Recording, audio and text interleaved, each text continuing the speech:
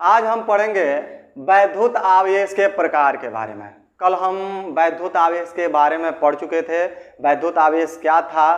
तो हम कहते हैं कोई पदार्थ हो और उसका ऐसा गुण हो जिसके कारण वैद्युत बल कार्य करे, तो उस गुण का नाम ही क्या होता है? तो वैद्युत आवेश होता है। आज हम पढ़ेंगे वैद्युत आवेश के प्रकार के बारे में। किसके बारे में? तो वैद्युत आवेश के प्रकार के बारे में। प्रकार, जिसको इंग्लिश में कहते हैं टाइप ऑफ इलेक्ट्रिक चार्ज।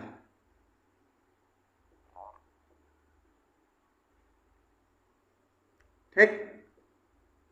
अब वैद्युत आवेश होता कितने प्रकार के है? तो हम आसान तरीके से कह सकते हैं वैद्युत आवेश जो होता है दो प्रकार के होते हैं। कितने प्रकार के होते हैं? तो वैद्युत आवेश दो प्रकार के होते हैं। हम लिखेंगे वैद्युत आवेश दो प्रकार के होते हैं। कौन कौन होते हैं? तो पहला नंबर जो होता है वह होता है धन आवेश। धन आवेश, जिसको हम कहते हैं पॉजिटिव चार्ज।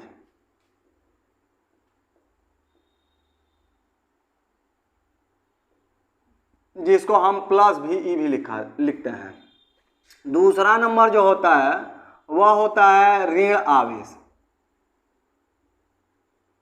जिसको हम कहते हैं निगेटिव चार्ज।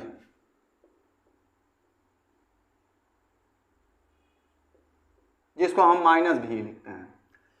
आखिर में हम आवेश की कैटेगरी तो बांट दिए हैं कि आवेश जो होते हैं दो प्रकार के होते हैं। एक होता है आपका धन आवेश, एक होता है आपका ऋण आवेश। मगर कब हम कहेंगे कि ये धन आवेश है, कब हम कहेंगे कि ऋण आवेश है?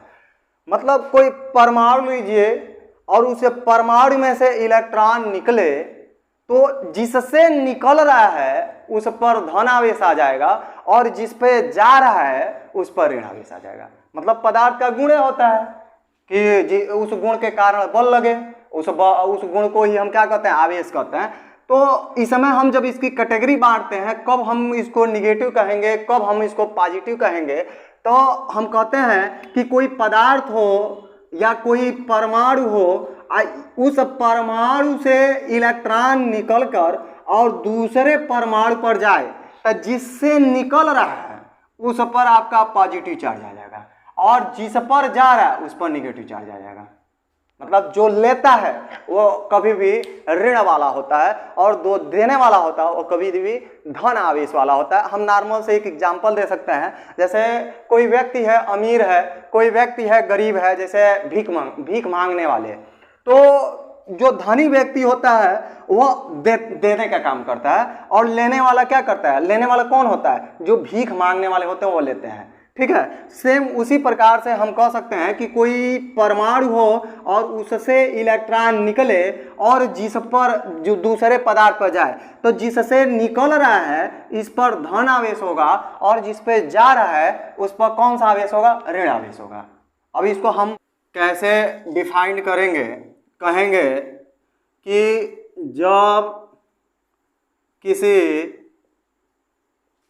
परमाणु में से इलेक्ट्रॉन निकलता है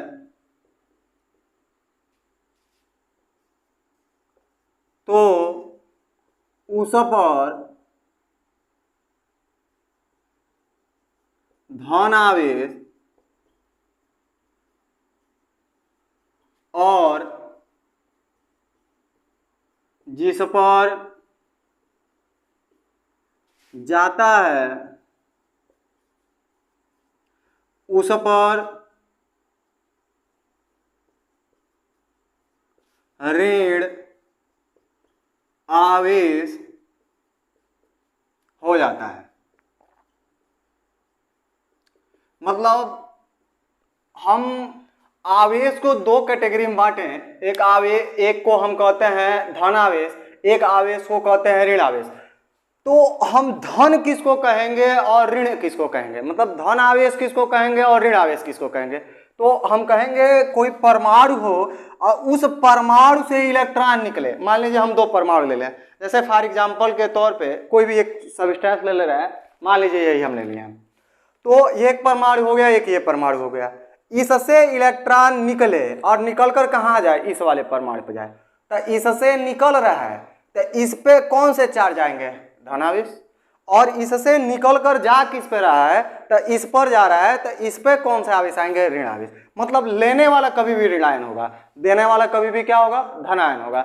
मतलब हम इसको आसान तरीके से, पहले हम क्या पढ़े हैं, आवेश के परिभाषा पढ़े हैं, फिर हम पढ़े हैं आवेश के प्रकार। तो हम कहते हैं आवेश जो होते हैं 2 टाइप होते हैं, एक होता है पॉजिटिव चार्ज, एक निगेटिव चार्ज। मतलब कोई भी परमाणु लीजिए और उससे इलेक्ट्रॉन निकलकर अदर कोई परमाणु पर जाए तो उस पर जो है ऋण आवेश आता है, और जिससे निकल रहा है उस पर कभी भी धन आवेश आएगा।